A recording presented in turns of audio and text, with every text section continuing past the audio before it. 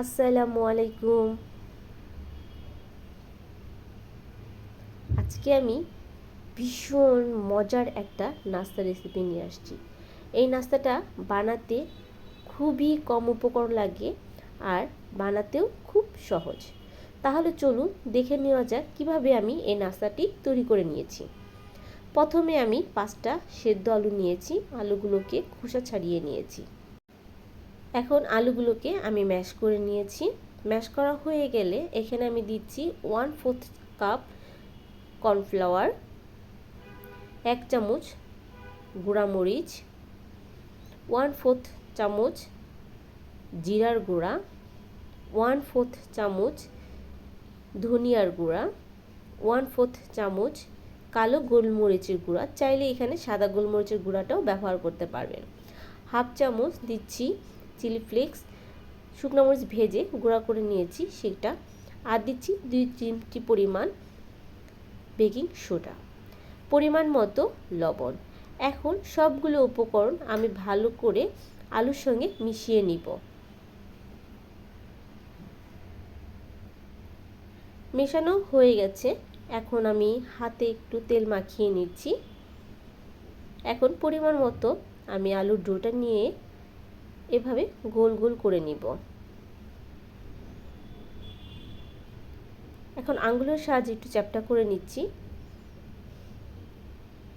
এখন চতুর সাইডে যেন সুন্দর করে একটা রাউন্ড শেপ হয় সেজন্য আমি একটা কুকি কাটার দিয়ে এভাবে কেটে নিচ্ছি।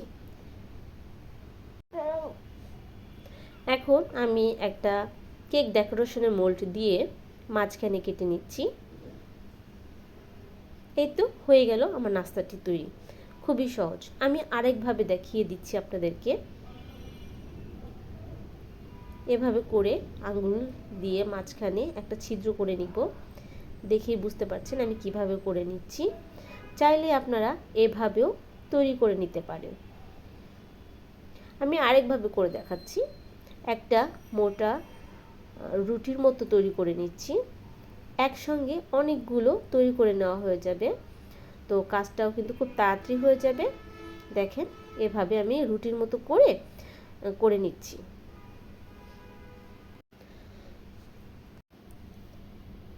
আর কেকের মোলটা যদি এভাবে আলু দিয়ে ভরে যায়, এভাবে একটা শাসলিক দিয়ে পরিষ্কার করে নিয়ে আবার কেটে নিলেই হবে।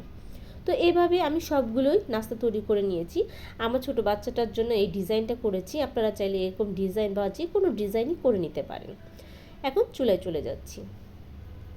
চুলায় পরিমাণ মতো রান্না সয়াবিন তেল দিয়ে গরম হলে তারপর আমি নাস্তাগুলোকে ছেড়ে দিয়েছি। আর এই নাস্তাটা কিন্তু মিডিয়াম আঁচে ভাজতে হবে।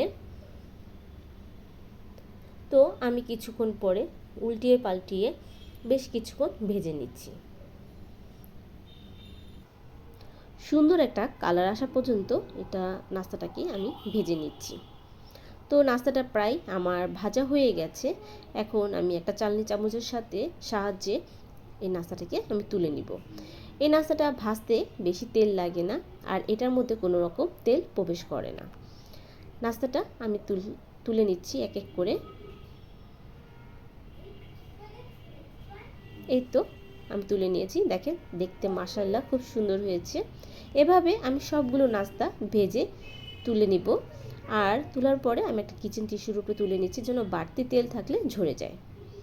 সবগুলো নাস্তা ভাজা হয়ে গেলে আপনাদেরকে পরিবেশন করে দেখাচ্ছি। এই তো সবগুলো নাস্তা আমার ভাজা হয়ে গেছে, দেখেন মাশাআল্লাহ খুবই সুন্দর হয়েছে। আর এই নাস্তাটা যখন তৈরি করবেন অবশ্যই বেশি করে তৈরি করতে হবে, না হলে খাওয়ার সময় যে কখন শেষ হয়ে যাবে আপনারা বুঝতেই পারবেন না। এই নাস্তাটা ঘরের ছোট বড় সকলেই পছন্দ করে। চাইলে টমেটো সসের সঙ্গে ওই নাস্তাটা খেতে পারেন, আবার চাইলে চার সঙ্গেও খেতে পারেন। তো যদি আমার এই ভিডিওটি আপনাদের ভালো লেগে থাকে তাহলে অবশ্যই লাইক করবেন। এই নাস্তাটা কতটুকু মুচমুচে হয়েছে আপনাদেরকে একটু শব্দ শোনাচ্ছি।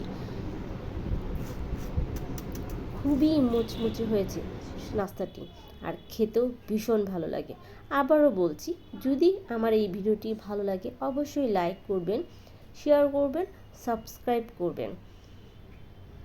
আল্লাহ হাফেজ, আসসালামু আলাইকুম।